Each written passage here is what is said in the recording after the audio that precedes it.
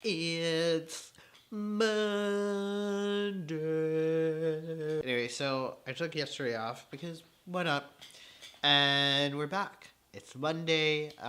Also, this week is the week of staycation. So this is day one of formal staycation.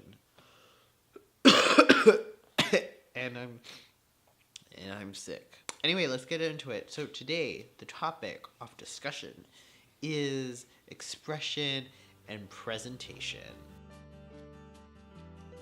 This is in reference to this is expression and presentation of gender. I think the easiest for me is to go with presentation first. I'm not too sure how to talk about this, so let's see where this takes us. The way I present in this world, I think would fit the mainstream constructs of what a guy looks like. That's how I present. That's a lot of my also how my gender is expressed.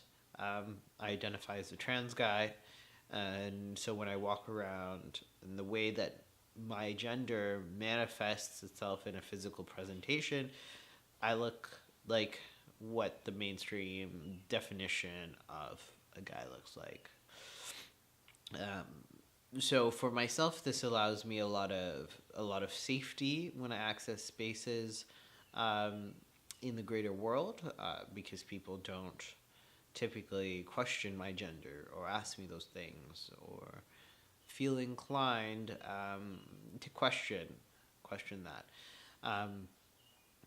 It does pose to be a little bit trickier when I'm accessing spaces for trans folks, for marginalized genders or gender minorities. I've had many conversations of where essentially the person is asking me to prove my transness. I've also been isolated from like being able to access spaces because I just did not have the energy or the spoons to have that conversation to prove my actual transness.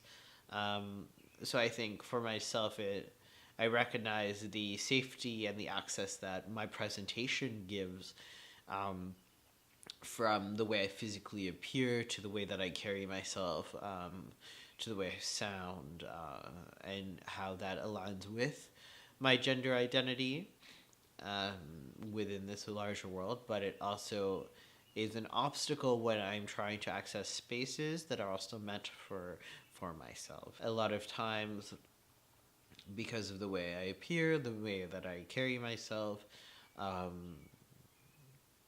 my transness is forgotten.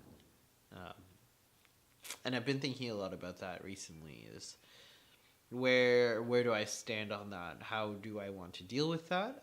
Is that something that I want to address or deal with? And I think it is, with regard to some relationships and things, where this is an important relationship for me, where I feel that a person, I think it's always,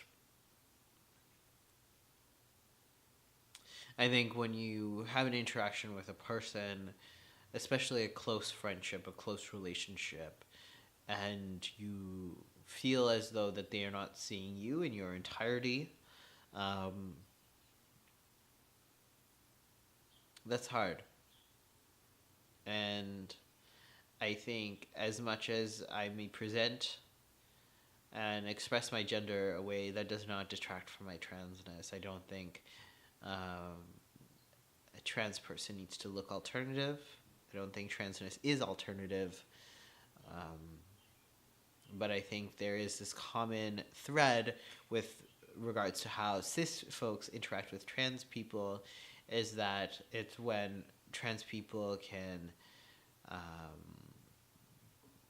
be this alternative, fabulous, glamorous, entertaining caricature. And as soon as you're outside of that, there is no reason for them to acknowledge your transness because there's no benefit to them. The fact that I'm able to access spaces, that I'm able to be in this world and a lot of the times not have my existence questioned, and have that sense of safety to an extent. And again, that doesn't detract from my transness or my trans experience or the anxiety, or the very real danger that being a trans person is in this world. Like, it is dangerous to be a trans person. And I think that statement also intersects differently with everybody else's, with your own like other identities, and within other people's entities. That statement intersects with their other identities. And I think I have a lot of identities and a lot of intersections that allow me access to spaces and access to safety, but that does not detract from what it means to be a trans guy in this world. Yeah. Like, the way I present, the way I look, I've spent a lot of time. I spend a lot of money. I have fought really hard to get to this point. And it's more than just disheartening when in interactions with folks that know that I'm a trans person, essentially having my transness canceled out of the conversation because I fit into the mainstream constructs of what a guy looks like.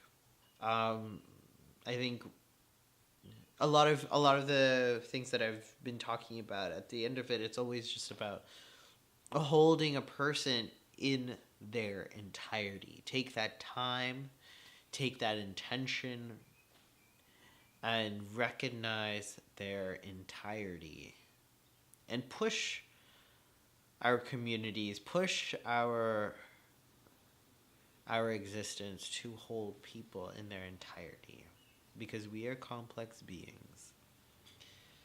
And when we recognize that, when we have that care, we can do great things.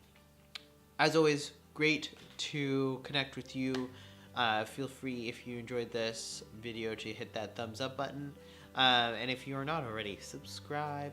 And also share with folks.